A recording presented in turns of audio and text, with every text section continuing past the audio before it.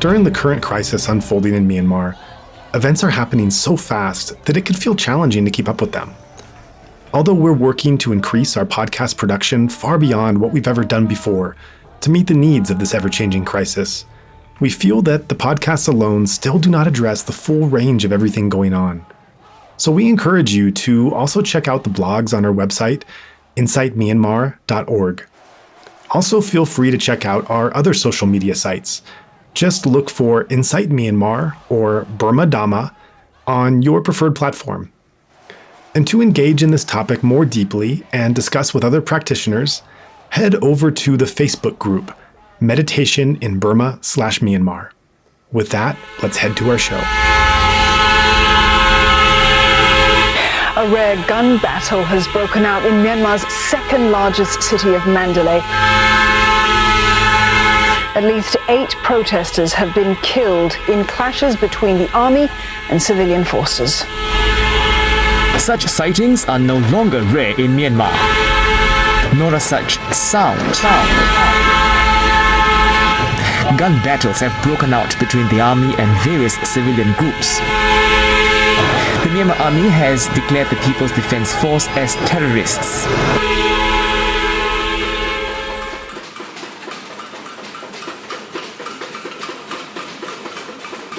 Yangon, Kabiasia Moe Yitadi. Nai than Jang Kautan Dre Janiade. Mananai, Tonai, Naha Elum Pyojimbu. Yangon Muji Be Yaka Asao, Houndrego, Pew Pepset, Naha Talan when now the Lango Selway. Quick Gao, Nai than Jang Kautan Dre Shidombe. Jania Dombe. The name a 100 along be piantayin, the Twala on be pipsit, Yendema, Mom Piapia Lene, Landa me daimia. Concrete bluff on Auka, Muimia Ema alone alone Dadrigo, Palaute on Lona Male. Knees in the Rinza Miazoma, a chitway, a chiye, look not changing kaka, Nala take a young 20, Yango ye midwilo, pego si male. Lanyon Simbo Houndry, OK Joe Bondriga, now Kangalo, Piacane, Ninkane, the name Pitware, Naroya a dateway, yateway, Bazonda Yene Kendry, Liza and Landry, Nini Go Nyazedry, Kuro shopping maldry, Pan Sao Ondry, Manayandry ma, Nyanyaso, Piacane, Gadri Thwama, Tingane Ngam Mide. Kulo ngale emapyo, Yango Mujile emapyo, Demulo apyo nijaje, Naha me piaulo miare amaya chengo, Asao on Tidre Nayama, spray like pian, Yango zipian la kere, Yango ha, Malobe. Rangoon by Moe, translated by Gogo That. I hear the bells and all is well. It's 1 a.m. or 2 a.m. I can't sleep. In Rangoon, whenever an old house is raised, I walk into one street and yet another. How curvy and convoluted. I still hear the bells and all is well. Everything will be renewed someday, probably. How will the dim lampposts, the fragrant dreams beneath the concrete sidewalks, and our hearts be reinvented? Just like the same news stories reiterated in our different dailies, lovers, oh, love, I repeat. Rangoon scuffles out of my hands. Which way will you flow like a river? Senile road signs and heaps of broken bricks flash in the background. Our past and our shadows have been sensational news. On the glass walls of the banks and the malls, I see the fleeting reflections of Bazundown evenings, 42nd Street, Nyenigo Night Bazaar, in the beams of the passing cars. Yes, I can't sleep, and Rangoon can't sleep. When the whole city is asleep, I spray paint the walls of the new buildings. I am back in Rangoon. Rangoon is just like me.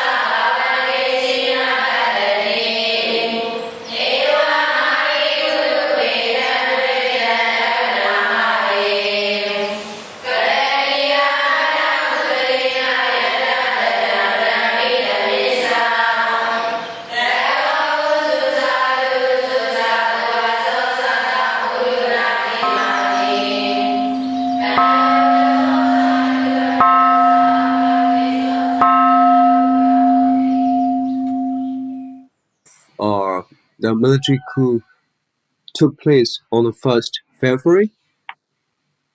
But, the night before, I got a hint of, the possible coup during the night time.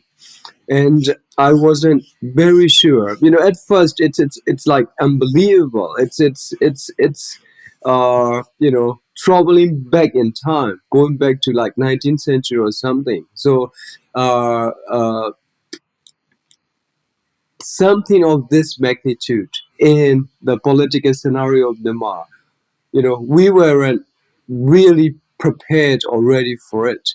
So I was like half doubtful about whether or not this hint, this rumor of the coup, in the night time, where really happened. But luckily, I've got a few good friends, and one of them is the daughter of one of the most prominent, ministers within Aung San Suu Kyi's administration. So I saw her online, and I started chatting with her and asked, what she has heard about. And she told me that her family is prepared, to be taken away from their homes. They are all packed and all those things. And she said, it's gonna happen. The coup is gonna really happen. And her father, the minister, is just waiting in the lobby, to be taken away. So I was not, even when she said so, I was not sure. It's gonna, maybe they're just being too worried. Maybe just they're hearing unfounded rumors and stuff. But I woke up, I believe, at about 5:20 the next morning, and when I checked, there were a few messages sent to me from friends that they have taken the country's power in a coup. So right at that moment, when I read the message, I have already made up my mind that I will do everything in my power to stop the military coup and not to go back to the dark ages, So I didn't know what to really do right away, and there were rumors. The internet was cut down. There was no internet connection, and the cell phones line were cut off as well. So it's like absolute confirmation of the coup. That's exactly line one, page one of the Myanmar military dictator's handbook on military coup.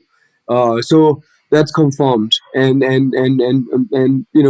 we went out on the streets to look for any signs of protest, to protest along with other people and so on, and close friends and colleagues started working together to plan a plot against the military dictatorship, and a few days later we heard Teza, son of Mandalay, has taken to the streets and so on. And there was also a very, very strong rumor, possibly a sidewalk tactics used by the military council, that you must wait till the first 72 hours are over to protest against the military dictatorship, military coup. And I right away knew that made no sense, that we must act right away. But unfortunately, majority of the people sort of believed in that rumor that they must bear for 72 hours to protest against the military coup. So things were, a bit slow at the very beginning.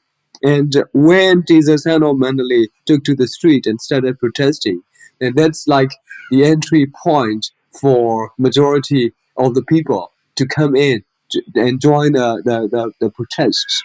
So from, I believe, February 4th on, there were protests all over the country. I mean, streets were filled. Streets were filled with people, and thanks to the internet, we got internet connection back, but much limited. But regardless, we knew what was happening all across the country, all over the country. And the protest movement and also the call to take part in the civil disobedience movement also was at the loudest. And a lot of civil servants, government employees, stopped working, and they started taking part in the CDM movement. And along with the CDM movement, that means the international community understands CDM movement as the whole political movement in Myanmar against the military coup. But the local people of Myanmar, our understanding of CDM is more specifically for the government employees who, refuse to work for the SAC, and we call them CDMers. So the CDM movement by the government employees and public protests by general public, mid-February to like mid-April, they were every day, the strongest movement that I have ever seen in my life, really. And what happened is that the military crackdown started to happen, and the inhumane acts by the military and the very brutal crackdown of the peaceful protesters. It was so bad that a lot of people could not go out and protest in the streets anymore because they get beaten to death, they get shot in the head. There are, more than enough evidence of people being shot, in the face at point blank range and all those things. So there is no opportunity nor space for peaceful protests anymore. Uh, they come at night, they raid your homes, destroy your properties, beat you up. It's and then they take protesters away at night, and a lot of them, I wouldn't say majority, but a lot of them came back the next day in body bags. I mean, it's just a figure of speech. I'm saying they came back in body bags. No, I mean they didn't even put the dead bodies in the body bag. They came back dead the next day. So majority of the youth, particularly Gen Z, the younger generation, the advantage here is that I am in my 40s, but for the Gen Z, the generation, the younger generation, they have lived the lives through limited freedom, from 2010 till 2021. This 10 years of time with access to information. There was no censorship on the internet. There are a lot of things that they were learning, that we are learning, that we were learning, and we get exposed to global ideas. I took part in 1988 general uprising. I took part in 2008 saffron revolution. All those things, but those times when we were demanding, protesting for democracy, we had no idea what democracy is. We, of course, learned about what democracy is in books and in on the internet and all those things. But those are just written words of this concept, this philosophy called democracy. We have never experienced it, but Gen Z or the younger generation, they had this limited democracy or whatever you call it, pseudo democracy. But they had it for 10 years, 10 good years. And those who have enjoyed this much freedom, they can't go back. So Gen Z led the movement and then put it on, the next kind of stage. There are the very innovative ideas, in protests and, those memes that they do on the internet and all those things. But then, back to the main point.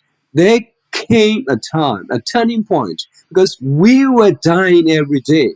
We didn't have anything to fight back. All we had was a backpack and a thick metal pen in the backpack, so that when shot, the bullet would be stopped by this metal cooking pen in our backpack, so that we don't die on the spot. Those were the only things: a water bottle, a mask, a helmet, a construction helmet, and a thick, metal pen in the backpack. Um, it's just that, and people were dying every day, and there was no escape from this brutal crackdown. So we started looking elsewhere. I mean, and a lot of us decided that the same manner of language must be used to make them understand, because the only language that we were using was violence. Violent crackdown. I mean, totally inhumane crackdown. It's not. I wouldn't even call it using violence. More terror.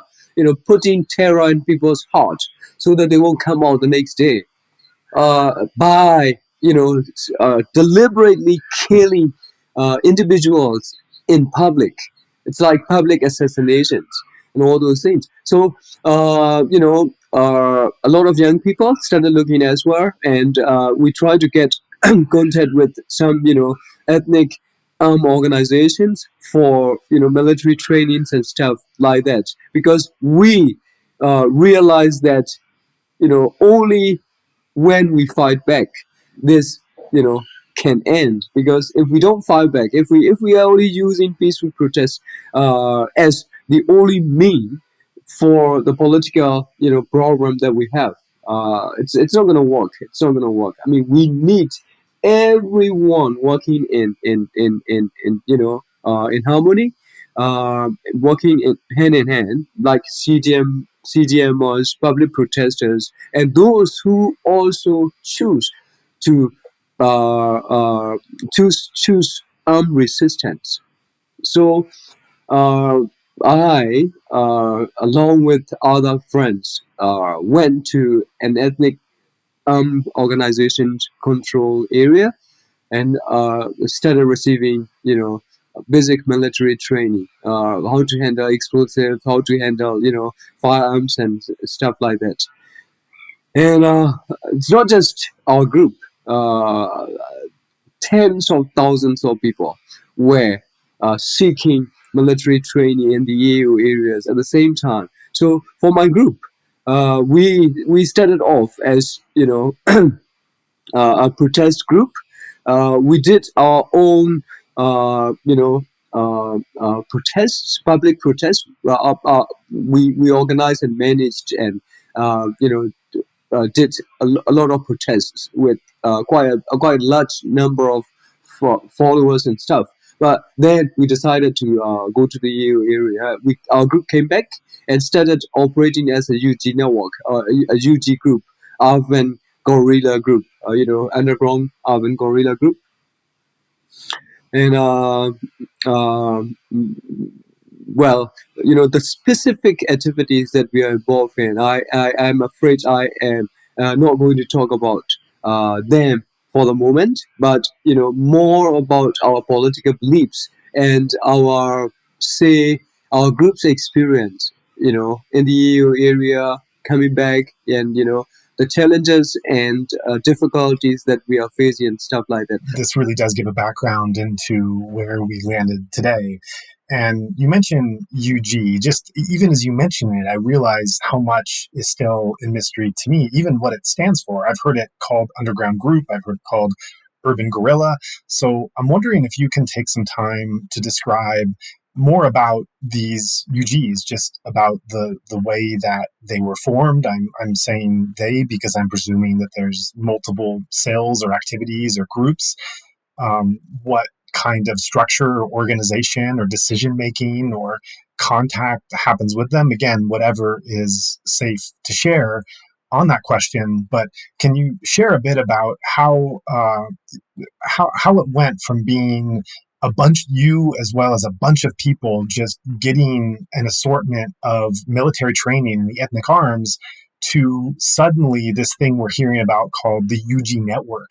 Can you provide the connective tissues of how that started to form and what kind of structure and organization that we're looking Right. at? It's quite tricky addressing this question because originally, when we started experiencing brutal crackdown by the SEC, a lot of us decided to go seek some, explosive handling, firearm, how to handle them, and so on. Those trainings we needed, and we went in hope of becoming forces contributing to federal democratic Myanmar.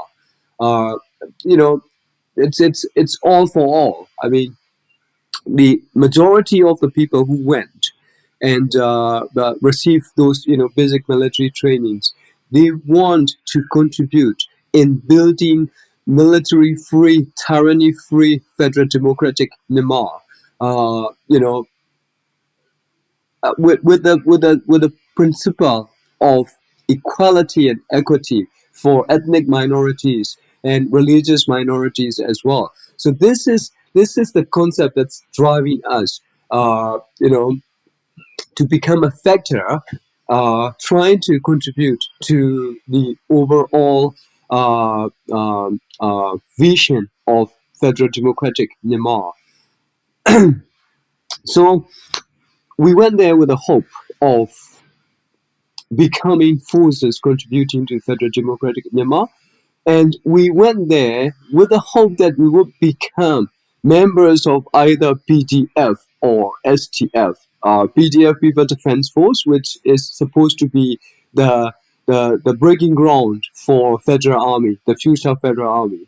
And STF, Special Task Force. Here, my understanding is that those who join BDF are the people or the trainees that received more intense, longer period military training. And those who received like 3 to 2 weeks, 3 days to 14 days long training, they come back with the hope of becoming special task force under NUGCRPH led initiative.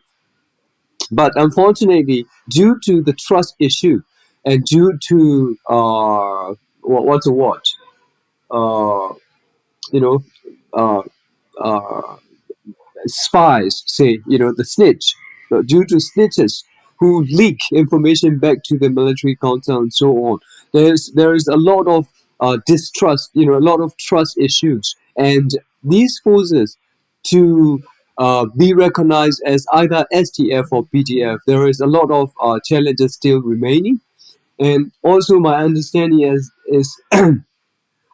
NUG government, uh, is trying to approach everything from the legal, point of view, legal standpoint. So certain violent activities by those who received uh, shorter training and came back to the cities to uh, to act against military council.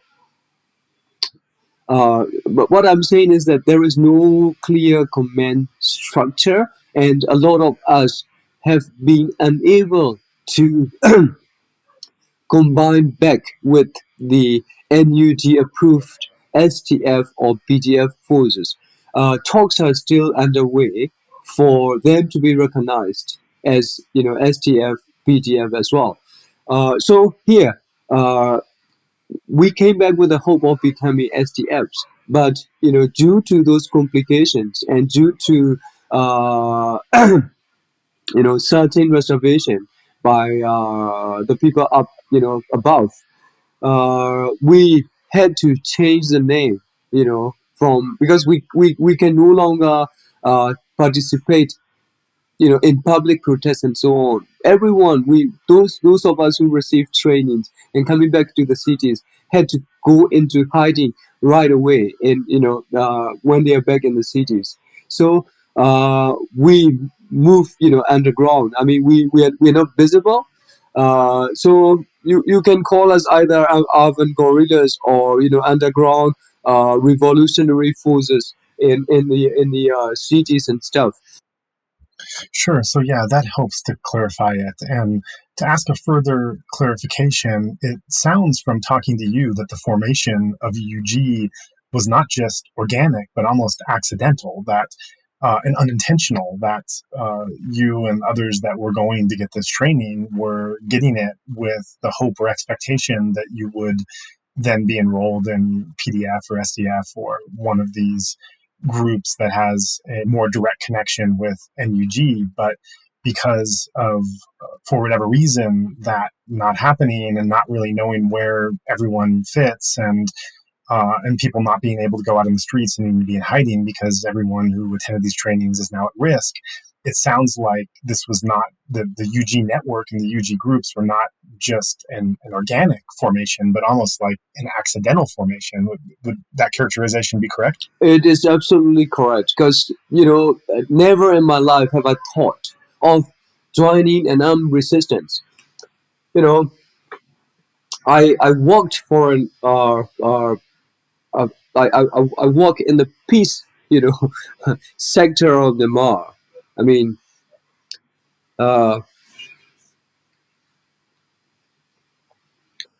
it's a shame really.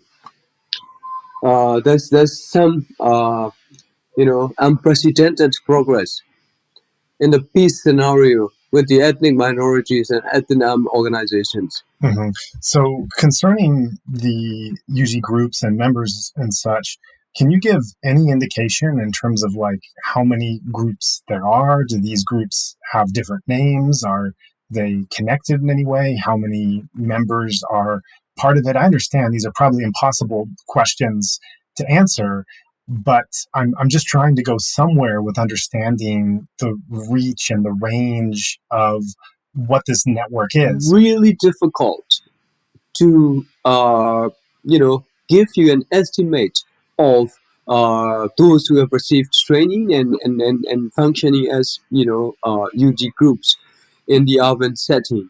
It's really difficult, but my best guess is in the hundred of thousand. Uh, throughout all across the country. I believe in big cities like Yangon and Mandalay alone, there are tens of thousands of youth and older people like me who have received trainings, and I mean, it's like you said, it's totally accidental. I mean, I was talking about how I have never ever thought and seen myself as somebody taking part in the armed resistance against the military dictatorship. I was more a peaceful protester. My priority is nonviolent, and all those things because I was in the peace process of them all. Never have I thought, you know, that this will happen, and I would be choosing this path. But hey, you do what you do. I mean, there is this call for humanity, peace, all those things. So, yeah, man. I mean, the peace process was, picking up, and there were some unprecedented agreements, groundbreaking agreements underway, and all those things. All of a sudden, this happened, and because there is no other means, available, international community gravely concerned about Myanmar's situation but they weren't do anything, anything concrete to help us apart from sanctions and issuing statements and so on. And UN Security Council, the global system is unable to address this injustice, unfortunately. So we must find a way ourselves to overcome this military coup and the tyranny. That's how. So back to the question of how many groups are there, and what's the approximate size of those UG network and so on. Now, unfortunately, there is no exact figures available, but my guess is in the hundred of thousands. And in terms of groups, there are many groups, tens of thousands of groups. You know, you some of the groups that claim to be people defense force of certain area, and majority of them in fact have no communication with NUG, and they're not NUG recognized PDF. They just call themselves PDF. They are more like us. They are also underground groups in those areas, trying to fight the military council with whatever they have. So in that description, you touch upon a number of different elements there, and I just want to telegraph a bit to our listeners some of the themes that you brought up, because as someone who's talking to you, I'm trying to figure out what direction to go. So I have to pick one of these three paths next, and I want to bookmark the other two to make sure we come back to them. You've talked about your personal transformation from a nonviolent peace activist into realizing that this was a necessary action to take. You've spoken about the formation and the structure of these different UG groups and people, and then related to that, the third point, you've also just got into the relationship between these groups and what the NUG is trying to do. So that's a mouthful, and that's great because that's what we're here for, and we have the time to do that. Let's go with the first one first. We'll get to the second points after that. I want to go back to what you were mentioning on a personal level before we go back into the looking at the group structure and decision making and such, and go back into you personally. And you mentioned how you were coming from a more nonviolent peace process activism, and that this was really a change and a shock for you. And I know for me, my own personal touches with violence in life is would be ridiculous. I would have to go back to something in junior high school where kids were pushing each other or something. When I think about myself, and also as you mentioned, I not only have I not had touches with violence in my life, but I also very much have held a certain kind of nonviolent, even pacifist attitude, and come from a background of meditation and Buddhism, even in my family blood. I mean, my grandfather was a conscientious objector in World War II, which meant that even a Jewish soldier going to Nazi Germany was refusing to carry a weapon in harm anyone. So this is definitely something that runs deep in me as well, as you mentioned your background. So I'm wondering the internal process of what it was like to go from being someone who not only held nonviolent attitudes in your mind as a value and an ideal, but were actually involved in nonviolent activism and peace processes in your job, in your field. So this was something that you were talking the talk and you were walking the walk. And so what was that personal transformation like to go from holding those kind of values and being involved in those kind of activities to realizing that some kind of shift was necessary? And then even after you realize the shift is necessary, then you actually have to do it. You actually have to learn things. You have to implement activities. You have to think in your mind about actions which will cause serious harm or even loss of life to another human. So what was that like for you to go through that transformation? It's absolutely hard.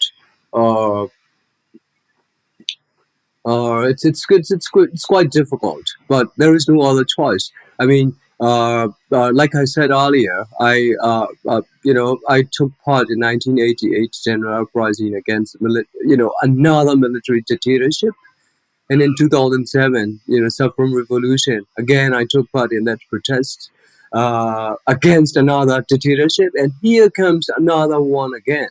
And through my personal experience of 1988 general uprising and 2007 saffron revolution, I realized that unless you take up arm and fight against them, there is no escape from this military tyranny. I mean, it took 26 years and 28 years, the previous military dictatorships, and I can't afford my kids to go through that dark age again. And also, the young generation are they have experienced somewhat limited freedom and pseudo democracy, or whatever you call it, guided democracy they call it. But regardless, instead of just learning written words defining what democracy, human rights, equality, all those things are, they have experienced the essence of them in their lives, and so there's no turning back. In the past, democracy was in 1988 and 2007 imagined, you know, by reading, we learn about what democratic values are and human rights, stuff like that are. But they are just written words. But in essence, we started experiencing, practicing them in life for the past 10 years or so. So for the younger generation, they know no other life. They only know this limited freedom and so on. But for me, the moment military took the power in a coup, 1st of February, I right away I knew, we are back in the dark age, and we must do something to stop it, to escape from it. So I started taking taking part in the protests. I led, in fact, some protest groups and so on. But then, due to the brutal crackdowns, we had to think outside the box of peaceful protests and all those things. We were trying, to persuade government employees to stop working for SAC, and we were also launching a campaign against military businesses and so on. But these things didn't work. The more increased, more intense crackdown, more brutal crackdowns, started happening every day. So we look elsewhere, and when I was receiving that training, I was a bit hesitant of, oh man, is this what my life is going to be and stuff. Those questions I ask myself. But I believe, my determination to take part and to contribute in building federal democratic Myanmar and ending the military dictatorship is much stronger than my doubts of what I held quite dearly, the values I held quite dearly to me. Peace. I am going to be involved in peace process back again once this revolution, is over. I mean, when the military dictatorship is ended, I will be back in the peace sector. That's what I have built my life for. But before peace, in order to acquire peace, I have decided that I must involve in whatever means necessary to stop these tyrants. So maybe I'm struggling. I mean, I'm struggling with words to express how I went through. I am also struggling internally due to how I have led my life previously and how I am leading my life now. Yeah, I can certainly understand and sympathize with that. And as you describe this process of, you're really describing like a logical explanation for why you would run out of options of what you had been trying to do, and that this was the only remaining option to secure freedom for yourself and your family and your country, and as a tool that was to be used as limited as possible until you got to the other side. So I understand all of that, even with this logic of why this break is justified and is needed given the terror that's being faced. I imagine that there's still an emotional and perhaps ethical, perhaps mental, even spiritual or religious component that, even though this is what's accepted logically, there's still something internally that struggles with the process and the transformation. And if so, how is that manifested? How, even as the logical line is laid out, internally, how has that transformation been to adjust to that new logic? Well, it's quite difficult to express how this transformation is ongoing. Uh, I mean, I am not, a religious person, but I'm born and raised as a Buddhist. So Buddhist principle, are more like guiding principles for my life anyway. Although I'm not religious, I don't go to like temples and pagodas and pray and stuff like that. I don't do that. But at the same time, you know. Uh, I am rather confused, of religious teachings and how life, or this political system has, restrictions imposed on us. So, for individual internal freedom, I believe Buddhism is good, but when it comes to a society, fighting against some injustice and stuff like that, I don't think it works in that way. So, I'm not quite sure whether I can put myself, in that religious aspect and look uh, at what I'm involved in right now. So it's rather difficult to actually express that transformation. But uh, you know, I don't know if I'm making sense, but I am looking at Arakan Army's model. Uh, uh, uh, they started with like 26 people or so in one December. In I don't remember the year or so on, but it's quite inspiring story. And for self determination, a certain ethnic group, it is like the need to have an army for self determination, or at least to fight for it, and realizing the barman, or I am called barman, although I don't recognize myself. I don't believe myself as an authentic barman or Burma. I am mixed. As far as I know, I am Mon, Korean, Burma, whatever. But anyway, what I'm saying is that um, uh, I get inspired by Arakan Army's story and General Tumyanan's story, that for self-determination for a certain ethnic group, there must be an armed organization, uh, you know, protecting the rights of their citizens and stuff. So the Burma people, never had an army, a Burma army. So and this army that we have is not of Burma people. It's just an army of Myanmar.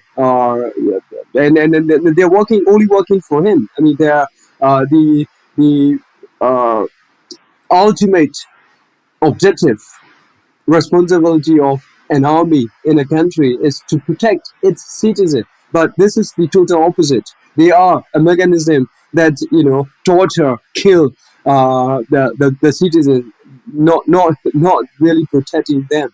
So in order to stop them from what they are doing, there must be an army or an armed organization or groups that fight them, so that they won't be able to do that anymore. So with that belief, so my determination that they must be stopped, and my personal values, appreciating and loving peace and working for it, it can wait till this is over, and then we will be back on the path of peace with our ethnic, brothers and sisters. Hmm. Yeah, thanks for that. I want to move to the second of the 3 points that I bookmarked in your longer talk a few minutes ago, and that was looking at the organizational structure of these UGs. And where we had left off, you had informed us about how their formation was not just organic, it was also accidental. You had estimated wild estimates, because no one really knows, the hundreds of thousands of individual people across the country and tens of thousands of actual groups. The next logical question in that is inquiring about how is the structure and the organization, the communication, the decision-making process. And again, I know this is something that is very impossible to give exact answers, but can you paint some kind of rough picture of how one joins a group, how the who one interacts with, how the different groups are in touch with each other, how decisions are actually made and communicated, and something with the structure and organization and activities of these diverse groups and people? Right. To answer this question, we should understand how these different groups came about. You know, there are these there are UG groups that are formed within a locality. For example, say you live in Dana, in Kamayo Township, and in your block there are friends, your high school friends and so on, that you grew up together with. There is quite a strong level of trust among these locality groups. So they're like, hey, look, the peaceful protests aren't working, and we must find another solution outside this scenario. And these groups gathered together and went to ethnic armed organizations and came back as a group, and they were called the group ABC. It's perhaps 20 people only. And then they, specializing in their locality area, they operate in those areas. So that's one example of how underground groups came about. And another example is that, say, you go to the major gathering happening spots like Ledan, Sanjong, Sule, those public protest areas, and you started making choosing, like whom you will follow. There are people giving political speeches against military dictatorship and so on. And when you kind of like somebody that's providing a political speech against military dictatorship, uh, you kind of follow him or her, and that is also how UG groups are formed. And when that leader of a small group with a small gathering decide to receive military training in the EO areas, they go along with him or her, came back as a group. They would say give that a group RFA, whatever name they can think of. And there are also professionals, and professional friends working in the same professional fields, maybe in the same office, maybe in the same organization, maybe in what is it called, philanthropist network, you know. So these networks, and also the activist network, they also go to EU areas and came back as different groups. So there are tens of thousands of UG groups all across Myanmar. But when it comes to big cities, there are people trying to facilitate as coordinators among these groups. And I believe you may have noticed a statement issued by, you know, 9 underground groups in Yangon, and there is another statement issued by 11 underground groups, you know, in Yangon, and there are also statements issued by collection of, you know, different UG groups in Mandalay and other areas as well.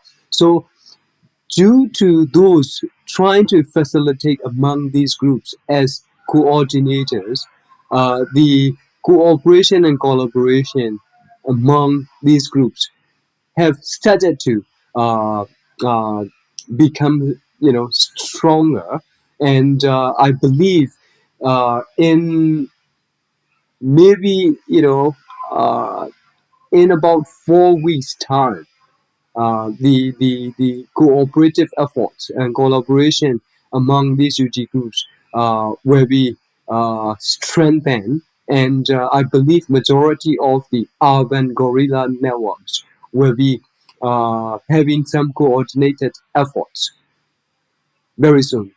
And in terms of how actions are carried out, what has been the decision-making process in these different groups to decide what to do and how to do it? How is there a leader? Is it democratic? Is there a council? How are different actions decided upon? Well, uh, I am going to be quite careful answering this question, so I need a moment to think.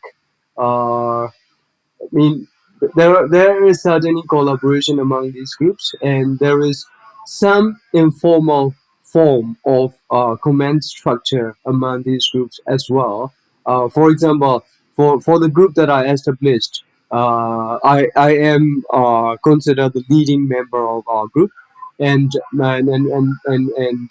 majority of the uh, activities that we plan are more strategically and tactically thought out by, you know, a group of people, including me, and I believe that's how you know, these groups are making decisions.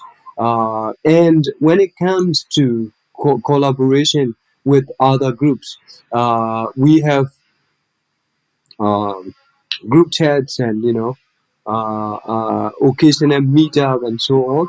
And in these meetings, we negotiate, you know, what our objectives and so on are. And when we have consensus, we kind of uh, assign, you know, different responsibilities to different groups, uh, and that's how. So when reaching decision among groups, it's more consensus based, but within individual groups, it's more the leading member, the leader, or, you know,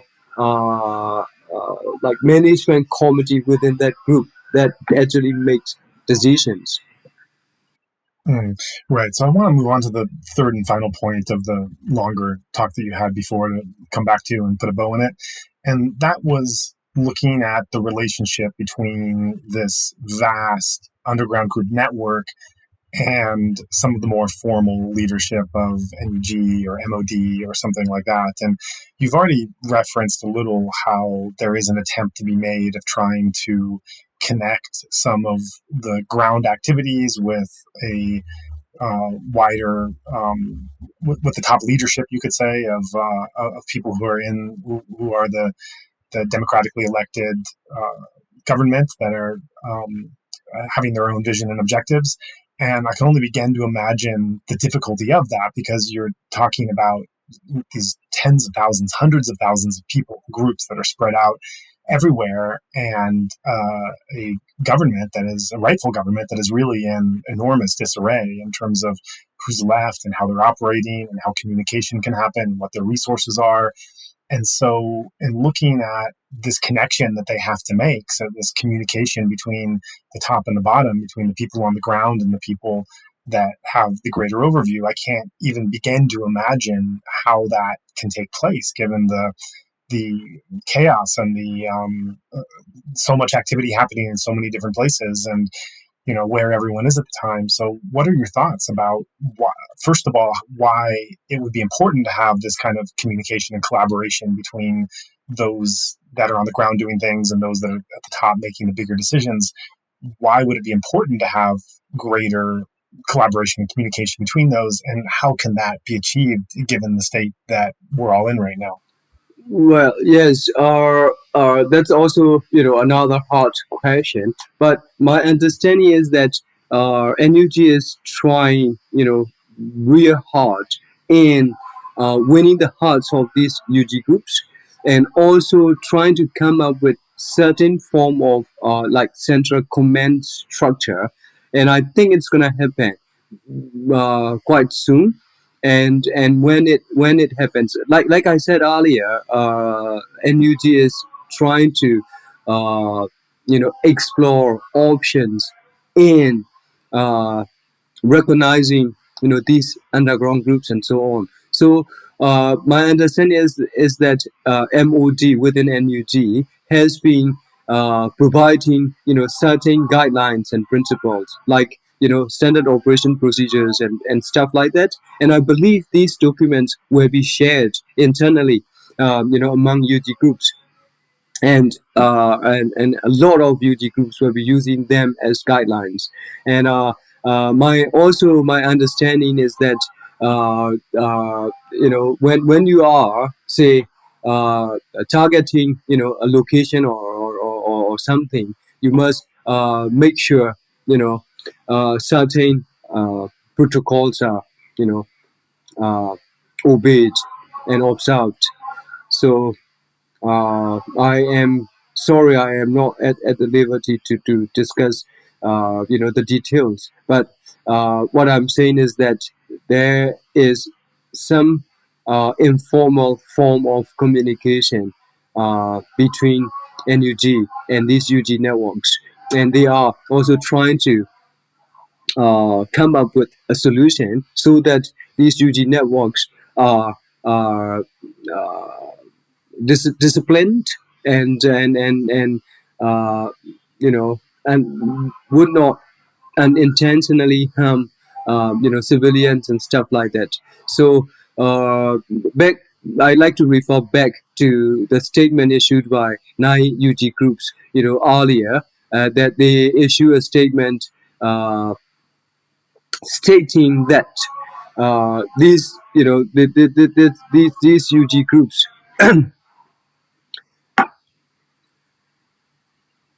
have never ever targeted public spaces like schools and hospitals and so on, and that in the future as well, we will not be targeting schools and hospitals and religious buildings, unlike SAC.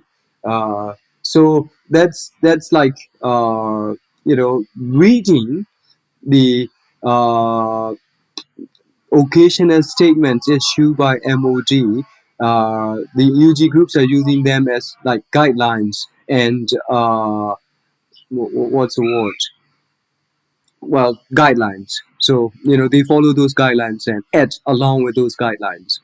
And I mean, as conclusion to this question, there is an informal form of communication between NUG, CRPH, and UG groups, and I think it's going to be formalized, somewhat soon. Yeah, so that leads right into my next question. You talk about standard operating procedures, you talk about protocols. Another term I've heard is the code of conduct.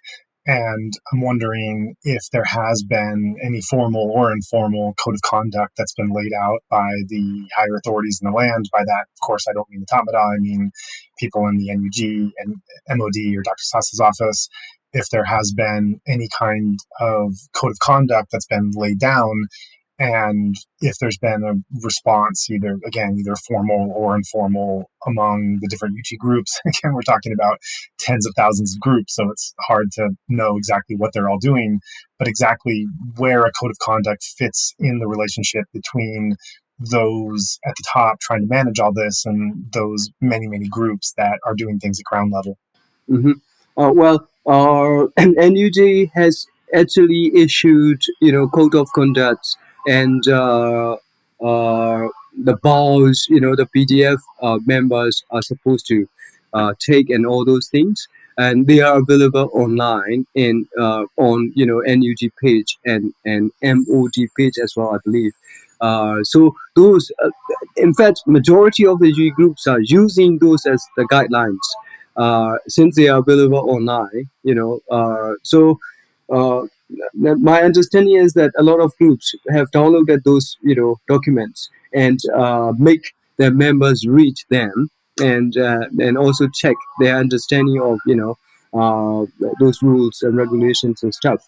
So I am quite positive about establishing uh, perhaps an informal form of chain of command, and in the near future, I think it will happen, and I think a majority of the UG groups will listen to NUG's instructions.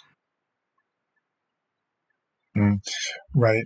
So as these UG groups started to form and the UG network started to take shape, and the whole shape of the protest movement started to change from being more protesting in the streets, CDM, nonviolent, encouraging defections in military, and started to take this turn to looking at learning violent techniques and how and where and when to use them.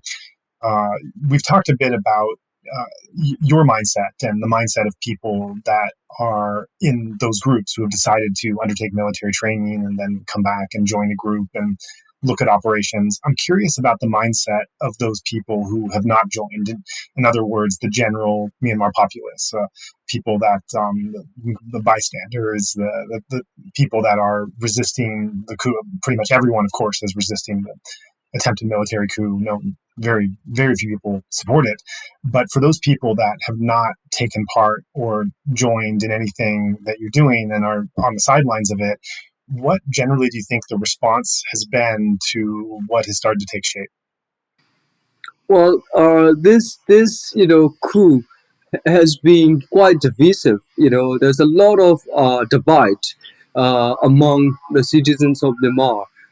Those who take part, those who do not take part, those who support, those who do not support, those who are sitting on the fence and stuff like that. So there is a lot of harsh criticism back and forth, unfortunately.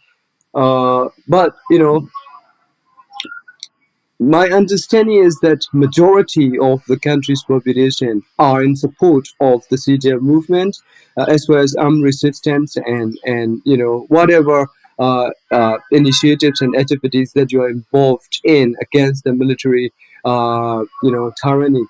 Uh, some it's quite unfair to criticize them because some choose to stay silent, but they are silently supporting by means of raising funds or contributing to the cause and so on.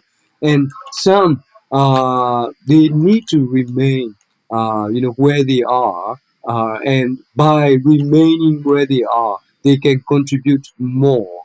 But what I'm talking about is those, government employees that have not joined the CDF movement and they kept on staying in their office. But these people, some of them have proven to be quite valuable to the cause because they've been leaking, the inside information of SAC in to contribute to the cause and so on. So I mean, for those who have no interest, in the politics of Myanmar, it's a shame, really. Uh, I mean, if more people would join the CDM movement, the momentum and the volume itself will carry real far. So uh, yeah, there are those who support SAC, and there are those who do not support SAC, but wouldn't take part in the CDM movement due to fear. and those who are quiet, but they are doing a lot, behind the scene. Uh, Let me follow that up with another question. So, in looking at the UG activities and how they're carried out, I know there has been some criticism of what they're doing by those outside the country. I think it's very important to note that some of the majority of the criticism is coming from people that are outside the country, at least from what I've seen. And I want to get to that in my next question. So just hold off for a moment on that, but keep that in mind. My question right now, in terms of following up and clarifying, are those that are in the country. And I know this is somewhat of a challenging question because there's so much trolling and fakery and everything online of like military sympathizers or even trolls that are attacking UG activity, either real or imagined or exaggerated or whatever, but they're really doing it to try to create a wedge or a break in the people. And so that kind of internal criticism, internal meaning inside Myanmar, that kind of internal criticism of UG networks and activities isn't real. It's not coming from genuine people that are resisting the coup, but concerned about what the UG is doing. So my question is, are you aware of those that are in the country that perhaps are still advocating a very strict nonviolent approach and that are on the same side as you and UG in terms of objectives, but have very grave concerns about the activities being taken? right, those trolls and criticism that you see online about the activities by UG groups, I believe that's more sidewar tactic by the SAC. They have a sidewar department, and they are working around the clock to undermine and to mock the activities of UG groups as well as the activities of NUG and so on. And we don't take them seriously because we we used to be the peaceful protesters, and the current peaceful protesters are our friends. We know them, we work with them, and they have hardly anything against us. So it's only unfortunate that we cannot join the peaceful protest anymore because we have created a profile quite attractive for the SAC. They want us, so we stay in hiding. We cannot join the public protests anymore.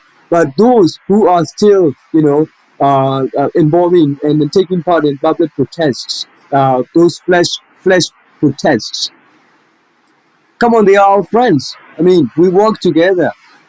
So there is hardly any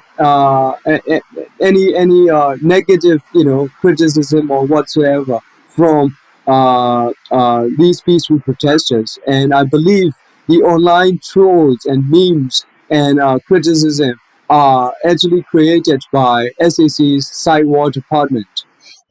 Right. So that's what I want to get at, actually, is that exactly that. Personally, I know people that started out being very strong nonviolent activists. I'm talking about people that are in Myanmar, felt that a strict adherence to nonviolence at all levels was the only thing that was going to win. And I don't know anyone who still believes that anymore.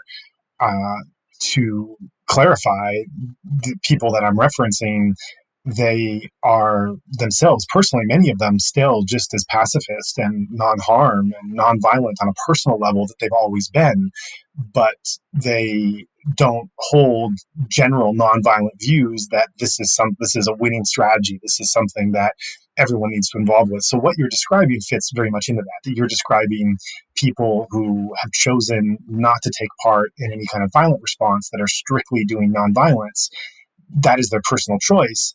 And yet they're not condemning or criticizing those that are doing the violence. So they have personally chosen a certain path, but they are not advocating that path on the part of the entire nation, which is something that I did see more in the first month or two, and that when people were sorting it out.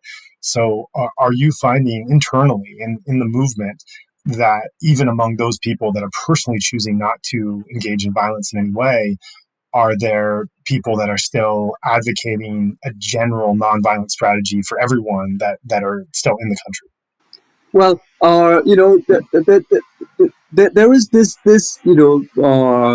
concept that in order for this movement to prevail, armed resistance, ungovernability, and public protests, all those three things must, work together along with international support. So, realizing that there are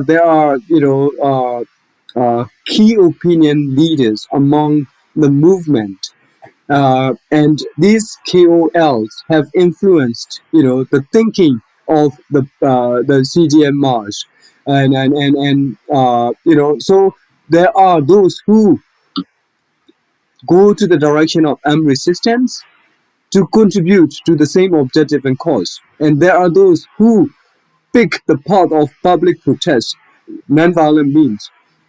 And they are, those nonviolent protesters and those who believe in armed resistance is the solution, the only means left. They're working together, and what they're doing is ungovernability. So peaceful protesters still, are supporting government employees, CDMers, and hiding them, providing accommodations, and also leading the campaign of um,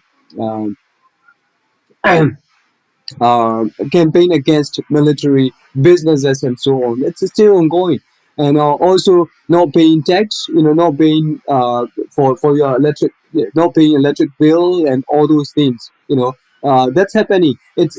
I believe it comes from the same political thinking that armed resistance, ungovernability, public protest, public marches, and international support.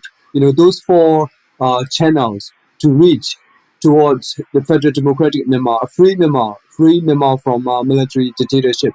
I do not think they are insulated from each other. I think they are different channels leading to the same goal of the people of Myanmar. Thank you for that. That really clarifies it. And now I want to move to the view outside the country. I referenced that there has been some pretty direct and overt criticism about the UG network and some of their activities. I've seen this in the form of articles in newspapers and academic journals, often by foreigners that are concerned that this shift in violence is going to lead into a never-ending spiral of terror campaigns, of uncontrolled groups and actors being able to act wildly and do what they want, that this is going to turn into another kind of Syria. There That's always been concerning to me, because those, whether it's foreign or Burmese, who are outside the country, those people that are outside are doing so from a place of privilege and safety and comfort, where they are not going to be impacted by what they say and what they believe, whereas those in country have very real effects for living through it.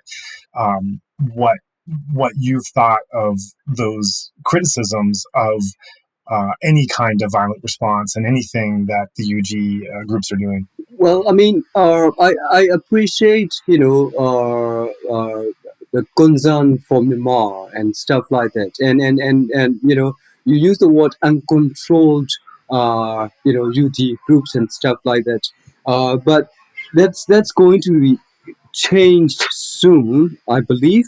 And that's one answer. And again, the international community and those outside Myanmar, having a perspective and being pacific. I appreciate it. But at the same time, what other alternatives do they suggest we have? You know, and also international community has been kind of pressuring NUG as well as activist network in Myanmar for non-violent protests against military dictatorship. But do they realize how many lives have been, murdered by the SAC? Do they realize how many prisoners, these peaceful protesters are in prison? Do they realize how many percentage of them got killed overnight and came back the next day as a dead body? Uh, so I mean, the terror is real. There's, all these things that I'm talking about are not made up. It's a reality. It's what we are facing in the streets every day. And do we keep going in that direction? If we keep going in that direction, there will be a lot of death toll. There will be more than, more people than what prisons can accommodate. Uh, and the SAC has no regret, no remorse for, whatever they are doing. And we don't see any solution. Any objectives being accomplished by peaceful protests alone. We know that they are needed, and there will be peaceful protests every day in Myanmar. But at the same time, look at South Africa's example. Syria and Myanmar are two totally different countries, and the context-wise, history-wise, nature-wise, geographical, location-wise, it's very different. So I do not think comparing Myanmar with Syria is uh, uh, fair. I do not think Myanmar is not Syria. It's not going to be another Syria. Of course, we will be facing a lot of problems once this revolution, has achieved its objective, and once we have thrown out the military dictators from the political scenario of Myanmar, we will face a lot of problems for sure. But I am very confident that we can all come, we can overcome it, despite the big challenges. Right. So, how would you respond for some of those that are looking at the situation from outside and are concerned that once the other side starts to respond with violence, that just sends the whole country and the people into a never-ending cycle where it could go on for months and years and even longer of retribution and of overextension and of going outside the lines and everything else, and just involve more and more innocents. This has been a view that's been put forward by some writers and academics and journalists out there. I'm sure you've seen some of their arguments and articles. What's your feeling in defense of why this is needed at this time in spite of these risks? Well,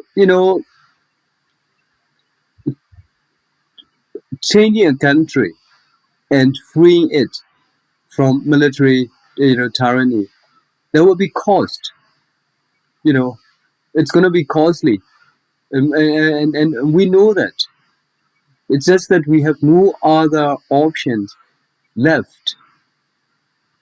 Has any country offered, to protect the citizens of Myanmar who were not armed, who had nothing, who were, peacefully protesting? But there was none. So we must free ourselves, and that's a reality. Despite my bitterness against the global system, an evil UN. Uh, I mean, if we had a different alternative, that's not going to be this costly. It's not going to be this challenging. We would happily, gladly embrace it. There's none. There's none. This is the only path that is left. Look at our country's history. I mean, 1958, 1962, 1988, 2007, and now. It's not fair.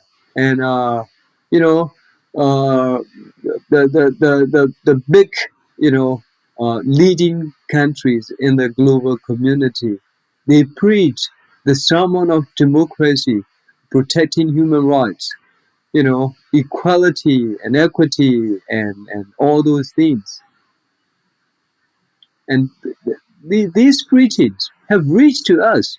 We hold those values in our hearts. And when these very values, the core of human existence, gets shaken by a handful of tyrants and oppressing over 50 million population, there's nothing the world can do except issue statements and express their grave concern and imposing sanctions.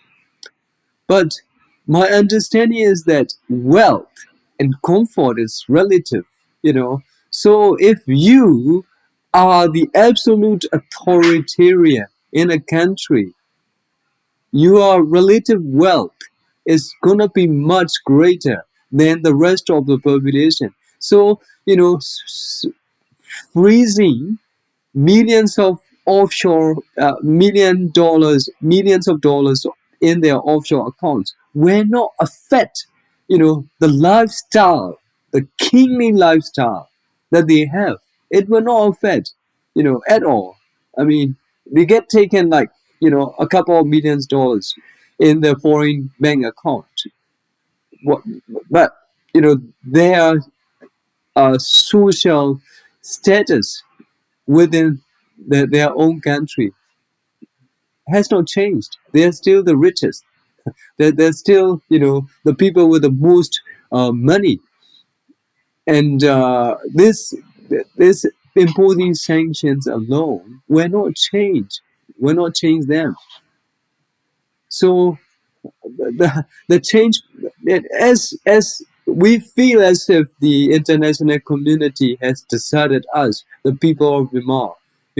They have preached their sermons, and when we are fighting for these values that they have preached, they have deserted us, and there is nothing they can really do.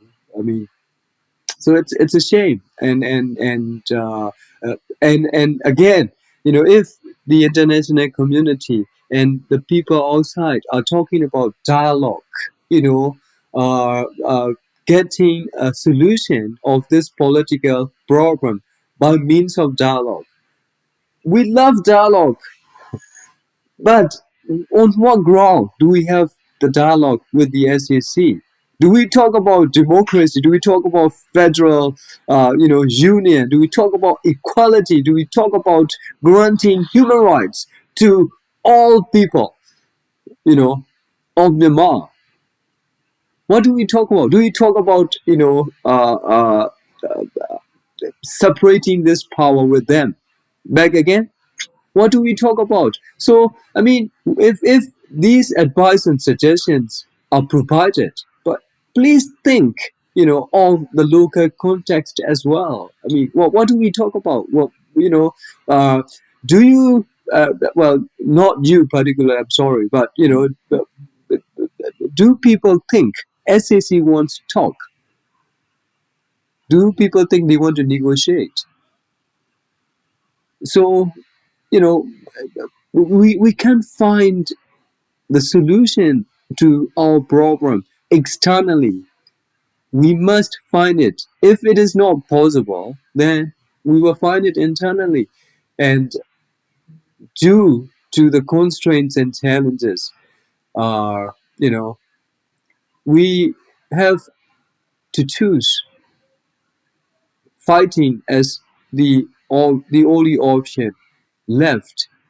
Uh, you know, so my response to those criticism is that please learn a bit more about Myanmar.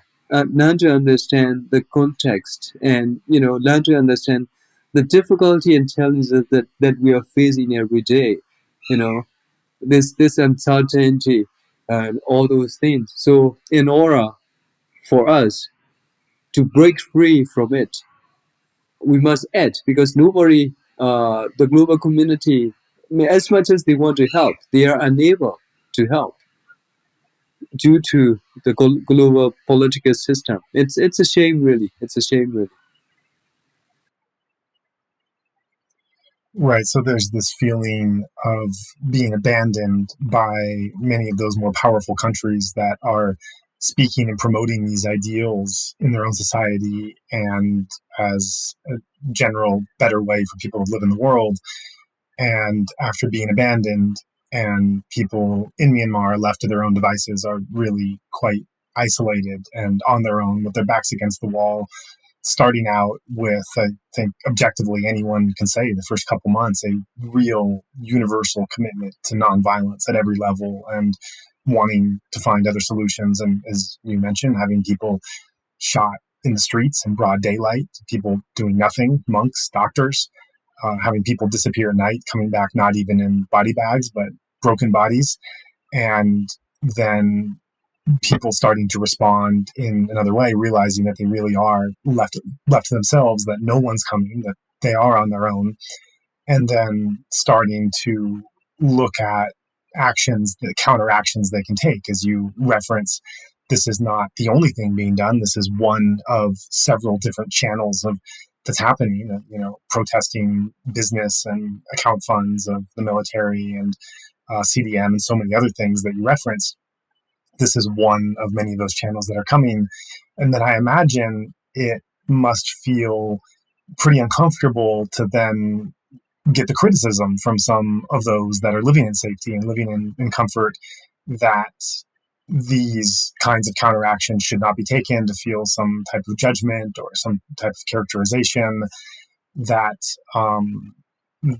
that this type of defense of oneself or of limited countermeasures backed by some groups, that by some of those same actors that are for months are refusing to engage in any way beyond expressing grave concerns, are now engaging by offering some types of criticisms or judgment of those that are living through a situation that those of us that are outside the country can barely even imagine. Exactly. That's exactly what I wanted to say. Right. And I think some kind of unfairness that there's a characterization of a violent people or, tipping into violence, because as you've referenced, and so many people that I've spoken to, no one is, well, I don't want to say no one because I don't want to say blanket statements, but I think there are many people that are now engaged in types of things that you're doing that did not come from this background, did not want to do it, do not like doing it, do not enjoy it, but are falling into that because they feel like there's no option left. So to characterize them as falling into violence or being a violent person or violent people or uncontrolled violent groups, I think this is kind of missing the nuance. Actually, it's not even really so much of a nuance. It's missing a detail that's staring right in front of you if you just take the time to have a conversation. That what else can they do? What would you do to people listening? That if you found yourself in this kind of situation, how would you respond? And I think from the kind of conversations I've had, I think that many of the answers that you would get in terms of how someone would respond to it are ways that Burmese people have responded to in February and March and April and other months. They have, I don't think there are too many options on the table for response that haven't already been tried. And so what else is left? And, to be mischaracterizing that as something uncontrolled or, a people that are just falling into a violent mindset, I think misses that detail of how people are in fact coming into this. Yes, I mean, we do not have the luxury of nonviolence means anymore. I consider that a luxury, and we are given no other option anymore. I mean, like you said, and like I said earlier, we were never built. We never we were never built for this, responsibility, or it's not in our mindset. Burmese people are, in essence, very pacific people, due to, thanks to Buddha's teachings and stuff. I mean, even non-Buddhists, non-religious people still consider Buddhist philosophy as the guiding principle for life.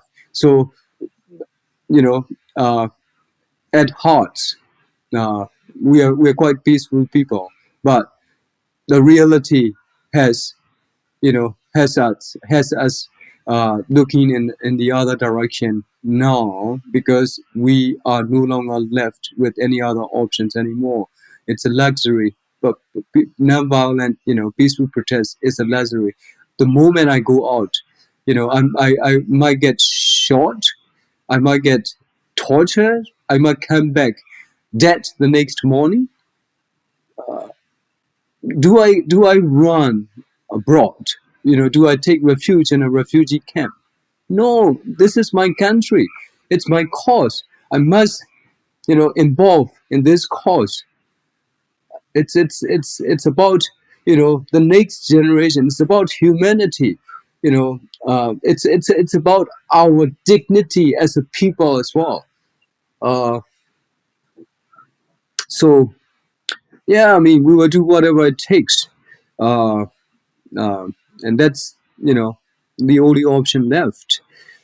So we need to free this country, our country, and we need to free the people from the military tyranny. We need to uh, uh, we need a progressive society. We need a progressive minded country, and in order for these things to happen, the military dictatorship, must be stopped.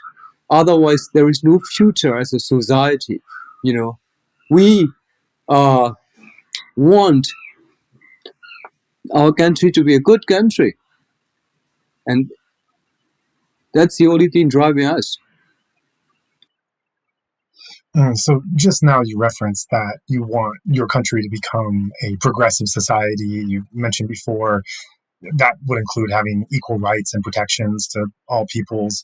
And another of the concerns I've heard about some of the growing violent reactions and operations by some of the UG groups and PDF and such is that this then becomes a barrier to that kind of society that so many people want to live in, that kind of progressive, free, fair, protective society where people's rights are protected and they can live out their lives. And a concern that as some of these violent responses start, that will start to copy or mimic what the Tamada has done, and the Tamada might be destroyed or defeated, but at what cost, and what society is going to be rebuilt. And so how do you make sure, how do your people make sure that as you're using this tool, perhaps this necessary tool to fulfill this function, that the operation of this tool, I'm almost thinking of like the ring from Lord of the Rings, this thing that corrupts you when you have it and wear it. How do you make sure, and not just you, but in a wider sense of society, that this dangerous tool that you're using that could be utilized for your benefit doesn't then become a barrier for the kind of society that you wanted to build in the first place? It could become a barrier to the society that we aspire.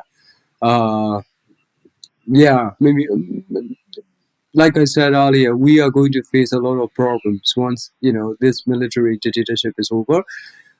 We will have to build the country from the scratch. I believe, and disintegration, can happen as well. I mean, look, nothing is worse than this military dictatorship. So we will face it. I think we've been like leading to that direction for quite some time now. There were failed attempts of really coming together. We were put together. We need to come together, and there will be a time after we have toppled this military dictatorship. there will be a time we will all come together. Well, if not all, majority will come together. And I think, it's a version that we should perhaps, start thinking about. I think it's going to happen. We will come together. I mean, we were put together, but the country's history will change. This is the turning point. Mhm. We've been talking more in a general sense of how the UG was formed and how they operate. I'm wondering if it might be possible to get a little more specific. And I know this is a sensitive topic to approach, and so when I talk about specific, it probably wouldn't be appropriate to talk about specific operations of place and what happened and how it happened and such. But is there any way to get a little more specific to fill in the gaps in listeners' minds of the kinds of things that UG groups have done, are trying to do? We've talked about the things that are out of bounds. What about the things that are in bounds? Or if you're able to reference in more general ways types of things that you or others have carried out, however you're able to answer the question in a safe and informative way. Right. I am going to be quite general about it. And I think what UG groups are, doing, or activities that they are involved in are targeted at ungovernability, that SAC has no control of the country, and, demoralizing, SAC forces so that, say, mutiny within Damador, can happen. And I on my personal interpretation of the scenario is that mutiny has happened, and those army officers who take part in the CDM movements, they have actually taken part in the mutiny. It's not armed mutiny, but they take refuge in the ethnic controlled areas because they do not support what is happening. They know that it's wrong. So UG groups are trying to create ungovernability, and at the same time, demoral, SAC forces, soldiers, and police, and with the hope that NUG's grip on, power as well as governability will increase, and as you see, the NUG's forces, say BDF, and hopefully the Federal Army, BDF, with ethnic organizations, armies, if and when a Federal Army can be formed with uh, those factors, hopefully they can uh,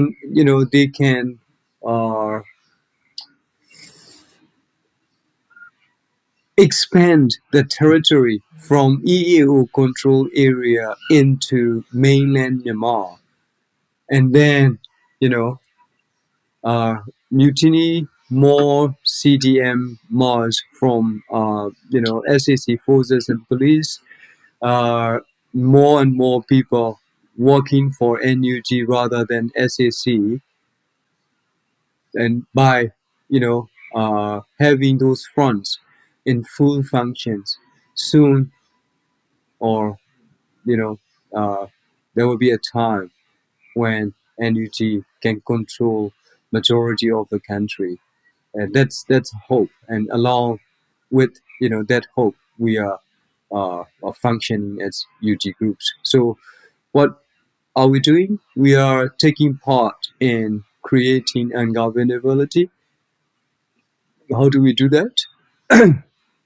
We sort of like discourage, what from the ward level, there can be no administration by SSAC, and there is a parallel structure which is called People's Administration Offices, and they are also functioning underground for the moment. and hopefully the momentum will pick up, and there's more administrative purposes served by people's administrative officers rather than SAC's ward administrators. We spoke to someone a couple of months ago who was on the special task force on this podcast, and he referenced this thing you're mentioning about the ward control. And he said quite simply, whoever controls the ward is going to win. That's what it comes down to. And that was where a lot of his attention and his group's attention was focused on. That was a couple months ago. So can you clarify where we're at in terms of ward control? I think it's more, in the urban setting that ward administration is important. It's like, the very first ground of, country's administration. So it is, in the urban setting, it is understood that administration of wards are going to be quite important. So in the urban setting, there is no, there is no administration whatsoever. There is no successful administration, either by SAC or NUG. NUG's, people administration members are in hiding, and some of them have been like detained, some of them killed. So they have like gone deep, undercover, and there is no hardly any functions that they are serving right now. And same with SAC's newly appointed ward administrators. There is the wards aren't functioning. So like the special envoy to Myanmar by United Nations stated in one of our statements, attempted coup. So far, it's still an attempted coup. It's not been successful. That's right, and that is something I also heard in language I'm careful to use. It is an attempted coup. It's an initiated coup. This is an ungovernable country, as you've talked about, and there are different ways to work to make it ungovernable. Your method being one, also CDM and freezing funds and other kinds of things, sabotage of different functions and departments. So this continues to make this attempted because there's not control. And as you mentioned, there's not control on either sides. With that in mind, and looking at your involvement, your chosen path with the UG, mentioned how it came about organically and accidental. What do you think the future of it is? Where are we at this moment where all these groups are active and functioning? Where do you think it's leading towards? What can we expect to see with UGs? Well, I am also very concerned about what future holds for the UG groups and so on. So I am trying to connect the UG groups and NUG so that there is a command structure, and so that there are, codes of conduct, do's and don'ts, and ethics and so on. So I believe, that these UG groups need to be guided and instructed. There should be, a command structure that addresses that issue, and hopefully it will happen. And based on my interaction with other UG groups, majority of them have the same mindset that they must work along with NUG. So collaboration will happen, and I believe integration will happen as well. And these UG groups will be at least, recognized by NUG, and there will be certain, guidelines provided for UG specific, groups, underground groups. Right. So you reference being in your 40s and being around much of Generation Z in their 20s. You also reference having lived through 2008 and 88. These are previous touchstone markers of Burmese history and recent history in terms of the protest movement. What has it been like for you to see the way that this young generation has responded? Has their response been different from the previous two times you've seen this flare up? Yes, I mean, thanks to the internet, thanks to access to information, the younger generation learn about what's happening around the world. The uh, protests in Hong Kong, Milk Tea Alliance, and they have been quite innovative in coming up with very very new ideas in protesting and uh, uh, acting against the military dictatorship. And I believe, I mean, based on my personal experience, of 1988 general uprising for democracy and 2007 saffron revolution, this is a much more intense, all around protest against the military dictatorship, unprecedented in our country's history in terms of volume, size, and reaching out the whole country. And I've been trying to learn, because I think I was 13 in 1988. It was my first, protest against the ruling government at the time.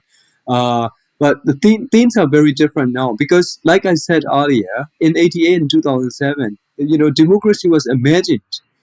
We didn't know what it was really. But, the younger generation, having lived through 10 or so years of limited freedom, access to information, uncensored access to information, and interaction with the global community, much more increased interaction with the global community, have provided us with a lot of information, very valuable. And also, we become an ambitious society. We want to be a progressive society, and these values have realizing them and enjoying somewhat limited rights and stuff has led us to come up quite strongly against the military dictatorship. So yes, by nature, by size, by intensity, it's quite different from the previous two occasions that I was involved in as a protester, as an activist. This one is much more intense, and I think this time it's the end game. This is the moment that will decide our country's future. Thank you for that. Those are really powerful words. And I think we've taken up enough of your time. I'm sure you have so much you're doing with all of this work and really are grateful for you making the time to share with us. This is the first time we've been able to have an episode really trying to understand what the UG groups are doing, how they were formed, the reasoning for their actions. And I think this has gone a long way in explaining. With that in mind, is there anything else you'd like to talk about in terms of the UGs that we haven't touched on in this interview that you would like to make sure that our listener base understands?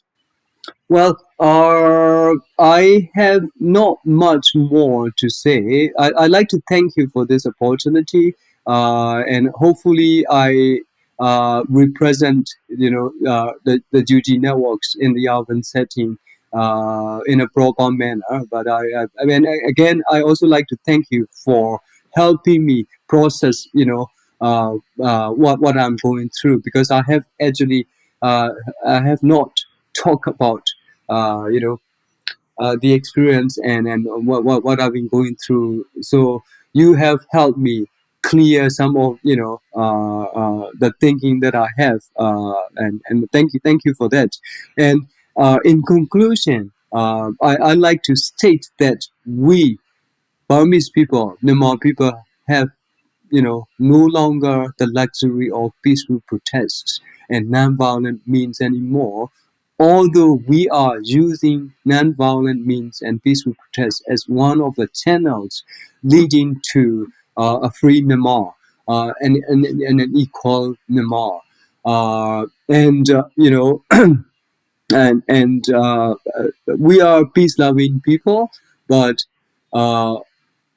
in order for actual peace, the real peace to happen, the evil forces must be stopped. They must be stripped of their power and arm so that we can build peace, so that we can build a progressive society and a progressive country.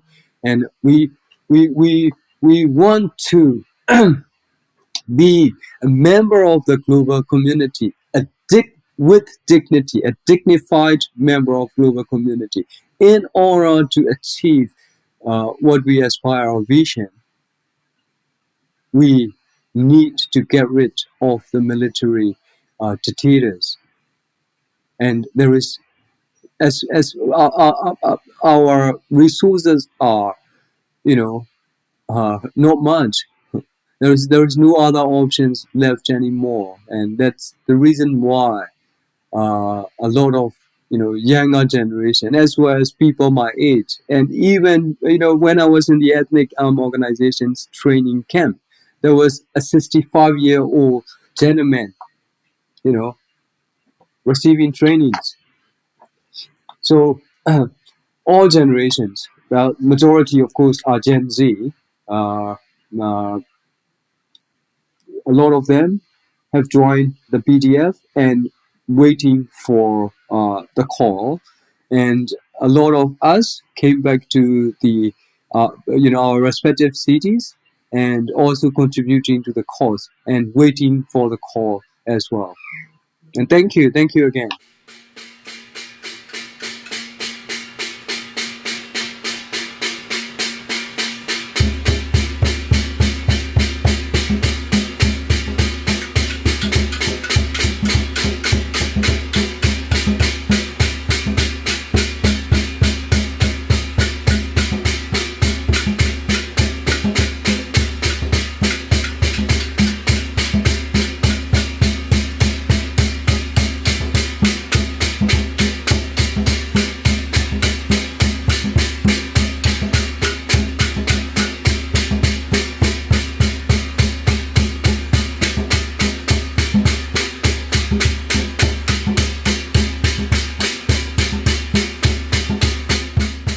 One of the most tragic aspects of the current crisis in Myanmar is how isolated Burmese protesters feel, and, in fact, are. This has been compounded by bank closures, and as a result, ordinary wire transfers are not possible. Thankfully, through a trusted local network, we're able to ensure that all donations successfully reach their intended target. So if you found yourself moved by today's discussion and want to do what you can to help, please consider giving to our fund, which is 100% directed towards supporting the movement. If you would like to join in our mission to support those in Myanmar who are resisting the military coup, we welcome your contribution, in any form, currency, or transfer method. Every cent goes immediately and directly to funding those local communities who need it most. Donations go to support such causes as the Civil Disobedience Movement, CDM, families of deceased victims, and the purchasing of protective equipment and medical supplies. Or if you prefer, you can earmark your donation to go directly to the guest you just heard on today's show. In order to facilitate this donation work, we have registered a new nonprofit called Better Burma for this express purpose. Any donation you give on our Insight Myanmar website is now directed to this fund. Alternatively, you can visit our new Better Burma website, which is betterburma.org, and donate directly there. In either case, your donation goes to the same cause, and both websites accept credit cards. You can also give via PayPal by going to paypal.me/betterburma. Additionally, we can take donations through Patreon, Venmo, GoFundMe, and Cash App. Simply search Better Burma on each platform and you'll find our account. You can also visit either website for specific links to those respective accounts, or email us at info@betterburma.org. In all cases, that's Better Burma, one word, spelled BETTERBURMA. If you would like to give in another way, please contact us. Thank you so much for your kind consideration.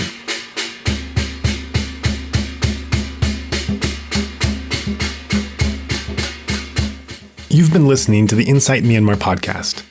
We'd appreciate it very much if you could rate, review, and/or share this podcast. Every little bit of feedback helps. You can also subscribe to the Insight Myanmar podcast on Apple Podcasts, Spotify, Stitcher, or wherever else you get your podcasts to make sure you don't miss any of our upcoming episodes. If you can't find our feed on your podcast player, please just let us know and we'll ensure it can be offered there in the future. Also, make sure to check out our website for a list of our complete episodes, including additional text, videos, and other information available at insightmyanmar.org. And I also invite you to take a look at our new nonprofit organization at betterburma.org. There was certainly a lot to talk about in this episode, and we'd like to encourage listeners to keep the discussion going. Make a post, request specific questions, and join in on discussions currently going on the Insight Myanmar podcast Facebook group. You're also most welcome to follow our Facebook, Instagram, and Twitter accounts by the same name. If you're not on social media, feel free to message us directly at info@insightmyanmar.org. Or if you'd like to start up a discussion group on another platform, let us know and we can share that forum here. Finally, we're open to suggestions about guests or topics for future episodes. So if you have someone or something in mind, please do be in touch. We would like to take this time to thank everyone who made this podcast possible. Currently, our team consists of 2 sound engineers, Mike Bink and Martin Combs. There's of course Zach Hessler, content collaborator and part-time co-host. Ken Pransky helps with editing, and a special Mongolian volunteer who is asked to remain anonymous does our social media templates. In light of the ongoing crisis in Myanmar, a number of volunteers have stepped in to lend a hand as well, and so we'd like to take this time to appreciate their effort in our time of need. And we're always on the lookout for more volunteers during this critical time, so if you'd like to contribute, definitely let us know. We'd also like to thank everyone who has assisted us in arranging for the guests we've interviewed so far. And of course, we send a big thank you to the guests themselves for agreeing to come on and share such personal, powerful stories. Finally, we're immensely grateful for the donors who made this entire thing possible. We want to remind our listeners that the opinions expressed by our guests are their own and don't necessarily reflect the host or other podcast contributors. Please also note that as we are mainly a volunteer team, we do not have the capacity to fact-check our guest interviews. By virtue of being invited on our show, there's a trust that they will be truthful and not misrepresent themselves or others. If you have any concerns about the statements made on this or other shows, please contact us. This recording is the exclusive right of Insight Myanmar podcast and may not be used without the expressed written permission of the podcast owner, which includes video, audio, written transcripts, or excerpts of any episodes. Also not meant to be used for commercial purposes. On the other hand, we're very open to collaboration, so if you have a particular idea in mind for sharing any of our podcasts or podcast-related information, please feel free to contact us with your proposal. If you would like to support our mission, we welcome your contribution. During this time of crisis, all donations now go towards supporting the protest movement in Myanmar through our new nonprofit, Better Burma. You may give by searching Better Burma on PayPal, Venmo, Cash App, GoFundMe, and Patreon, as well as via credit card at betterburma.org/donation. You can also give right on our Insight Myanmar website, as all donations given there are directed towards the same fund. And with that, we're off to work on the next show, so see you next episode.